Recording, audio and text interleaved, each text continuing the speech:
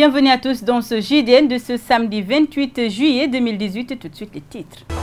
Un seul titre dans cette édition, la stabilité et le développement de la sous-région. Voilà les préoccupations de l'APIC à l'issue de son assemblée générale ce week-end au Cap Skirring. L'association s'ouvre aux journalistes gambiens et bissau-guinéens. Vous aurez la réaction du président du comité scientifique de l'APIC dans cette édition. L'actualité internationale et la page des sports mettront fin à ce journal. C'était le sommaire. Le développement, c'est tout de suite.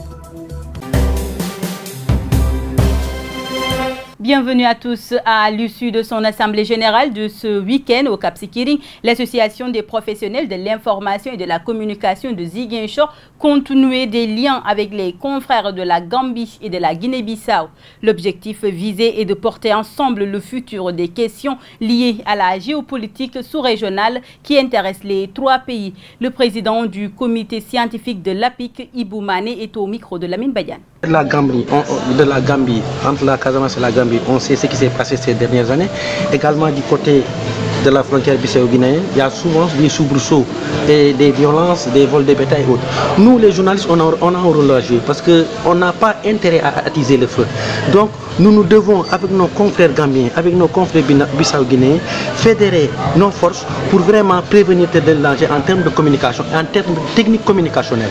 Donc, nous avons déjà, il n'y a pas une nouvelle équipe qui est mise en place, mais nous avons pris des contacts avec les journalistes gambiens, avec des journalistes bissau-guinéens, pour qu'au sortir de notre assemblée générale, au sortir de ce week-end de presse, nous puissions quand même se rencontrer, soit en Guinée-Bissau, soit en Casamance, soit en Gambie, pour vraiment mettre en place des outils pour prévenir des conflits, pour mieux raffermir nos liens, pour même inciter les politiques à initier des politiques également qui puissent permettre aux populations de vivre en harmonie dans la sous-région.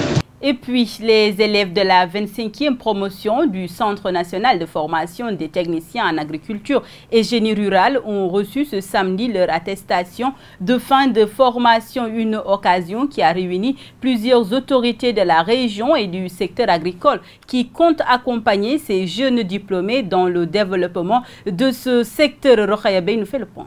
Après 3 ans de dur labeur, les élèves du Centre national de formation des techniciens en agriculture et génie rural ont reçu ce samedi leurs attestations de fin de formation, une occasion pour ces jeunes diplômés de mettre en pratique leurs connaissances sur le terrain. On fera tout en même temps pour valoir ce qu'on a appris ici à partir de l'entrepreneuriat.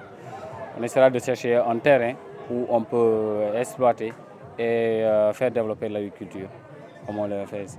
Mais d'autres, comme ici, d'autres vont accepter, d'autres vont choisir de poursuivre les études. Ils seront soit à Kies, soit dans les universités, pour continuer les études encore.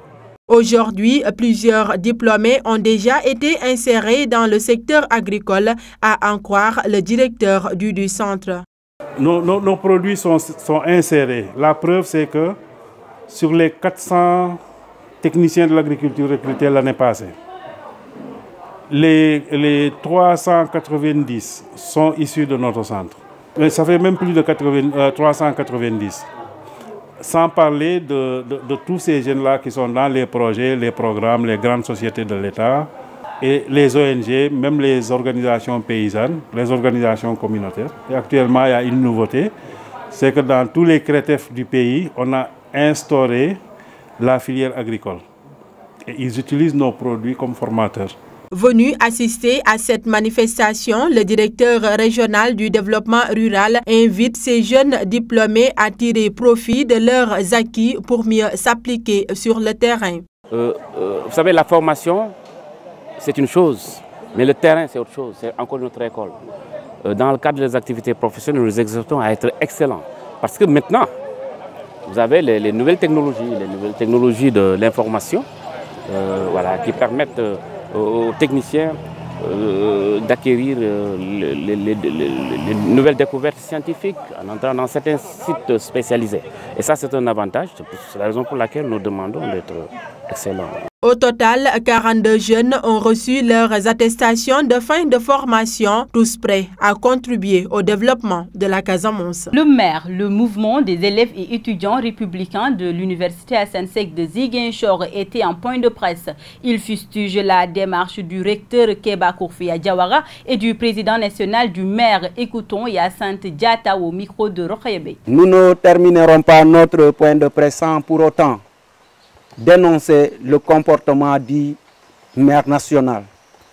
Le maire qui a reçu une aide pour les maires universitaires et qui, de manière arbitraire, a choisi d'octroyer une aide d'autres maires et a laissé le maire de l'université Assane Seck et le maire de l'ISEB. C'est pas normal. Nous dénonçons cela et nous pensons que la justice doit être faite. Et que le président doit donner des instructions fermes pour que ces dernières puissent donner une considération aux maires universitaires. Et nous dénonçons également le comportement du recteur Kourfia Keba Diawara, à qui nous dénonçons vraiment son comportement parce qu'il n'a pas montré une collaboration envers le maire universitaire. Nous avons effectué des démarches pour organiser notre journée républicaine. Mais en aucun cas, il nous a reçus et en aucun cas, il nous a donné une réponse par rapport à notre demande. Et aujourd'hui, il reste jusqu'à moins de 24 heures pour nous dire qu'il ne peut pas nous octroyer la salle. Nous pensons que ce n'est pas normal. C'est pas normal. Parce qu'il est notre camarade de parti et il doit soutenir les camarades de parti. Nous pensons qu'il n'est pas là pour aider le président de la République et qu'il doit savoir raison garder et soutenir ses camarades, quelle que soit la situation. Place à l'actualité internationale où nous parlerons de l'actualité dans le monde sur l'éclipse d'hier, de l'actualité politique au Mali et sur la mort suspecte de 13 jeunes garçons il y a quelques jours au Congo. Le soleil avait rendez-vous avec la lune et la terre pour un alignement parfait. Le monde a pu observer vendredi soir la plus longue éclipse totale de lune du XXIe siècle. L'éclipse se produit au moment où la lune plonge dans l'ombre de la terre. Elle a été visible partiellement ou en totalité dans la moitié du monde, notamment dans l'hémisphère Est, et que ce soit à Sydney, Tunis ou Athènes. Une certaine déception toutefois en Inde où les pluies de mousson ont caché la lune, tout comme une bonne partie de l'Europe où des pénuages ont gâché le spectacle. Pendant ce temps, Mars était quasiment au plus près de la Terre et brillait d'un éclat rouge-orange. L'éclipse totale a duré 1h43 minutes, 4 heures en totalité. La prochaine éclipse d'une telle durée n'aura lieu qu'en 2123. Plus que 24 heures pour le premier tour de l'élection présidentielle malienne. Officiellement, la campagne s'est achevée ce vendredi à minuit. Ils sont 24 candidats pour un seul fauteuil. Beaucoup ne sont pas assurés de la fiabilité du fichier électoral. Ainsi, les observateurs de l'Union africaine manifestant leur inquiétude ont joué aux facilitateurs. Voulant éviter à tout prix le déraillement du processus électoral à quelques heures du scrutin, des partenaires du Mali ont pris de l'initiative. Citons le représentant spécial des Nations Unies au Mali, le représentant de la Communauté économique des États d'Afrique de l'Ouest, de l'Union africaine, de l'Organisation internationale de la francophonie et de l'Union européenne. Tous ensemble ont rencontré le Premier ministre malien. Ils lui ont demandé de bien vouloir recevoir les 24 candidats ou leurs représentants pour évoquer la question du fichier électoral. C'est désormais acquis. La rencontre aura lieu ce samedi 28 juillet. Parmi les candidats ou leurs mandataires, il y a 2 blocs. Le premier, composé d'environ 12 candidats, estime que le fichier électoral est crédible. Après une rencontre avec le délégué général aux élections chargé justement de ce fichier. Le second bloc est constitué entre autres autour du chef de file de l'opposition malienne et candidat à la présidentielle Soumaïla Cissé pour ce quand le fichier électoral n'est pas crédible. Comment le rendre alors crédible à 24 heures du scrutin? Que vont réclamer les opposants? Nous avons notre stratégie, explique l'un des candidats qui précise tout de suite: nous ne voulons pas du tout prendre en otage les élections, nous voulons tout simplement des élections crédibles. Les membres du gouvernement congolais ont du mal à accorder leur version sur la mort suspecte de 13 jeunes garçons il y a quelques jours. Ce jeudi, le ministre de l'Intérieur a reconnu que ces derniers sont morts dans un commissariat à Brazzaville, une version bien éloignée de celle que son collègue de la commission avait donnée.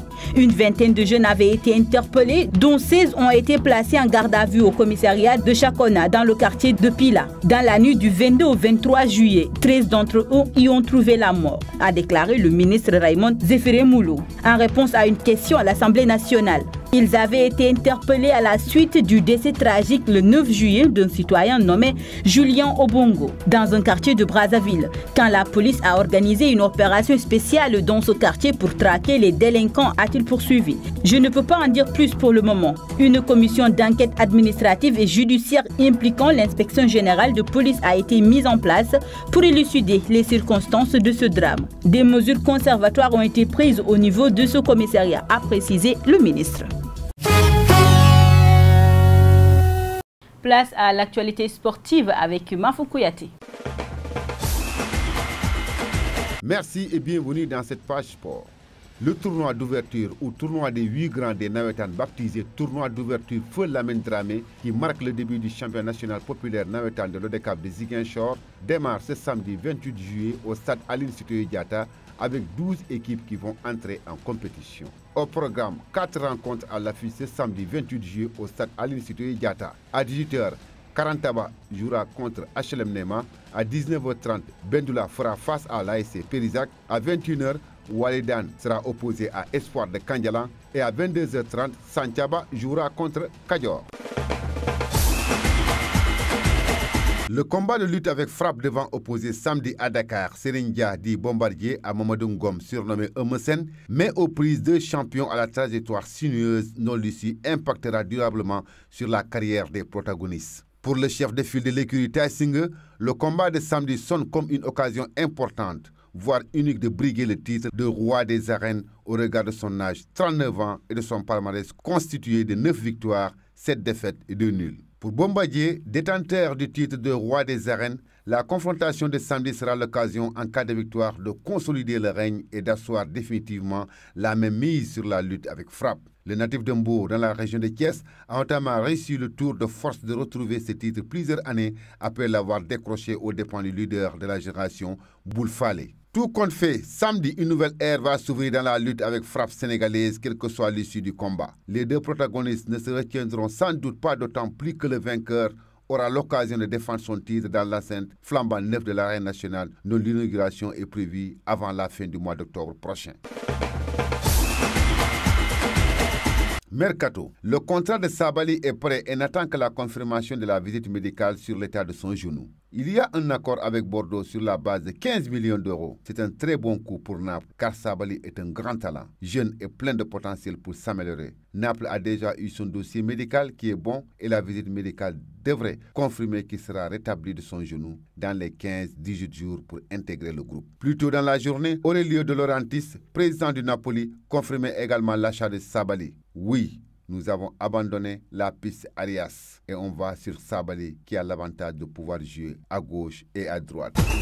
Il a seulement 18 ans mais attire déjà les convoitises en Europe. Alors que Tottenham serait déjà venu au renseignement, c'est Stuttgart qui aurait formulé une offre pour le franco-sénégalais Yehvan Diouf. Selon l'équipe, le club allemand aurait proposé 700 000 € pour s'attacher les services du gardien vainqueur de la Coupe Gambardella 2018. Il lui reste 1 an de contrat dans l'aube.